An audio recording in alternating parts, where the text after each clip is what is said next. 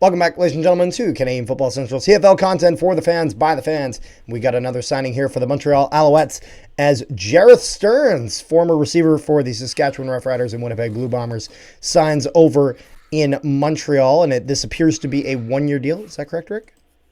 It is a... I think it's 1 year. Good question. Three downs telling me 1 year. John Hodge. Okay. I'll go with that. One-year deal for Jerreth Stearns. And so this is interesting. So he had played his last season with Winnipeg, played 14 games there, which was the most he had played in a single season, played 12 with Saskatchewan before that, as well as 11 the year prior. And he had done well. He got four touchdowns, 530 receiving yards. He's an American receiver. Went to school at Western Kentucky, although before that he was at Houston Baptist. At Houston Baptist, he had done relatively decent, with kind of his sophomore year being probably his best year. Played a full 12 games, got 9 touchdowns, 833 receiving yards. Then goes to Western Kentucky for his last year, gets 1,902 receiving yards for 17 touchdowns.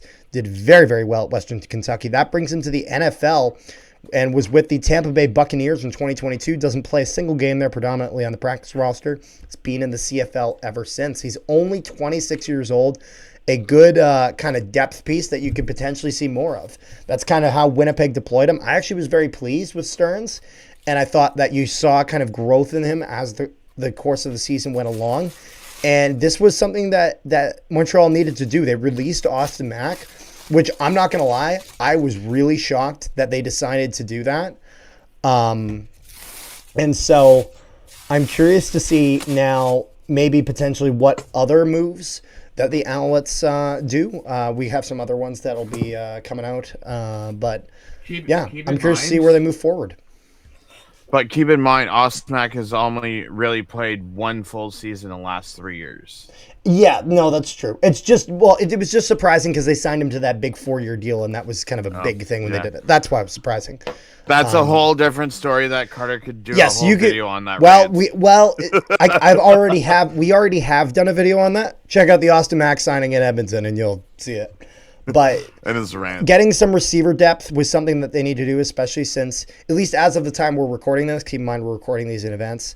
Doesn't look like anyone's taken Rambo yet, but I'm assuming by the time you're watching this, he's probably somewhere. But at least as of right now, no re-signing on the Alouettes side of things. So Jerreth Stearns going there, I think, is a solid receiver piece. I was pretty pleased with him this year. What is kind of your take on things, Rick?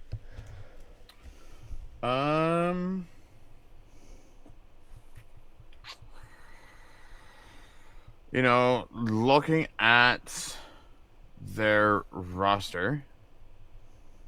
Ooh, I forgot to take this person off because he's no longer on their team either. I forgot about that. So it makes you wonder how this team's going to look, because they have Speaker, they have Philpott, and they have Sneed. Yeah. So they lost Mack and Rambo, but you bring in Stearns and you re-sign Hollins.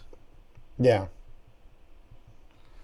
So those right now on their roster, they only have those 5 receivers as any CFL experience in that receiver group. Yeah. But I looked at him just kind of in general. I thought he was a relatively good possession receiver in Winnipeg. Just did a really good job not dropping those, just kind of getting his hands on it and getting the first down. But the interesting thing here as well is I was surprised to see eventually they kind of threw him into some plays into the end zone and had him going for some decent ones. And I was surprised to see kind of how well he had done with that. And I was very pleased with it. I'm just curious to see kind of how the Alouettes are going to try to continue that development.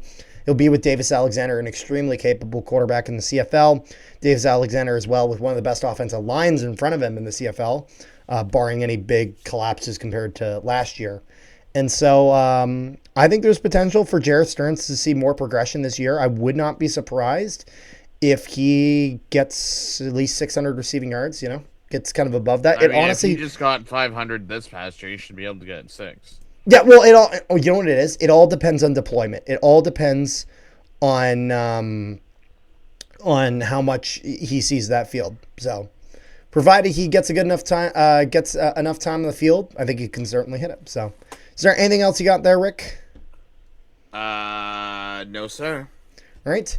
Thank you guys so much for tuning into this video. Make sure you guys leave a like, share it around, and subscribe if you haven't already. Also, if you guys haven't, make sure you guys join our Discord. Link in the description below to our Discord where we discuss all things CFL, NHL, all sorts of sports stuff. So make sure you guys go there and keep the conversation going.